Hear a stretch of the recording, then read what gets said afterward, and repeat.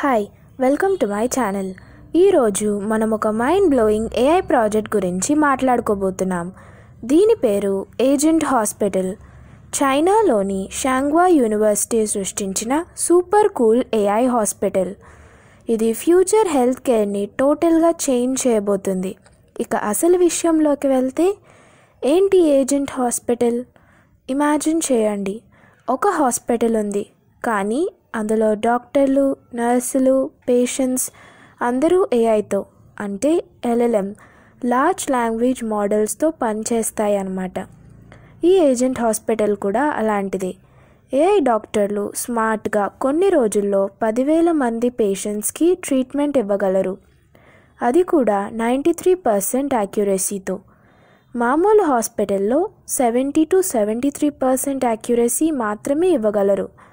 ఇదే పని మామూలు డాక్టర్లు చేస్తే 2 ఏళ్ల సమయం పడుతుంది. ఈ ప్రాజెక్ట్ మే 2024లో మొదటిసారి పబ్లిష్ అయింది. ఇప్పుడు ఏప్రిల్ 26, 2025 నుంచి వర్చువల్ సేవలు అందుబాటులోకి వచ్చాయి. ఈ హాస్పిటల్లో 42 AI డాక్టర్స్ 21 డిపార్ట్మెంట్స్లో ఎమర్జెన్సీ నుండి కార్డియాలజీ వరకు సేవలు అందిస్తున్నాయి. 5 లక్షల AI పేషెంట్స్తో అన్ని వయసుల వారికి అన్ని రకాల రోగాలు కవర్ చేస్తూ టెస్టులు చేస్తున్నారు. వైద్య విద్యను స్టూడెంట్స్కు రిస్క్ లేకుండా AI రోబోలతో ప్రాక్టీస్ చేయవచ్చు. పరిశోధనలో భాగంగా అంటువ్యాధులు, drug testing, health care system స్టడీస్కి చాలా యూస్ఫుల్గా ఉంటుంది. షాంగ్వా యూనివర్సిటీ యొక్క AIR టీమ్ ఈ ప్రాజెక్ట్ని లీడ్ చేస్తుంది. టైరెక్స్ అనే స్టార్టప్ కంపెనీ 2024 సెప్టెంబర్లో స్టార్ట్ చేసి పబ్లిక్కి తీసుకొస్తున్నారు. ప్రొఫెసర్ యాంగ్ లీ దీని వెనుక ఉన్న మాస్టర్ బ్రెయిన్. లిమిటేషన్స్ విషయానికి వస్తే ఒక్క చిన్న క్యాచ్ ఉంది.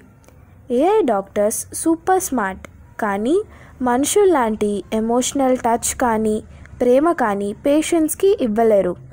డాక్టర్ డాంగ్ చెప్పినట్టు వైద్యం అంటే ప్రేమ మరియు కేర్. జాతీయ వైద్య నిబంధనలకు కట్టుబడి ఉండాలి, ఇంకా టెక్నికల్ రిలయబిలిటీ చెక్ చేయాల్సి ఉంది. చైనా ప్రభుత్వం ఏఐ హెల్త్ కేర్లో భారీగా ఇన్వెస్ట్మెంట్ ప్లాన్ చేసింది, కాబట్టి ఈ ప్రాజెక్ట్ గ్లోబల్గా గేమ్ చేంజర్ అవుతుంది. షాంగ్వా దీన్ని AI plus health care plus educational plus research ఎకోసిస్టమ్గా మార్చాలి అని చూస్తుంది. 2025 పబ్లిక్కి ఓపెన్ అయ్యేసరికి ఇది పెను సంచలనంగా మారబోతుంది. ఇప్పటికే చాలా విషయాలు తెలుసుకున్నాం. రేపటి నుంచి రోబో డాక్టర్లు, రోబో నర్సులు మనకు సేవలు చేస్తారన్నమాట. ఈ ఫీలింగ్ మీకు ఎలా అనిపిస్తుందో కామెంట్స్ రూపంలో చెప్పండి. ఇలాంటి మరిన్ని విషయాలు తెలుసుకోవడానికి తప్పక నా ఛానల్ని సబ్స్క్రైబ్ చేయండి.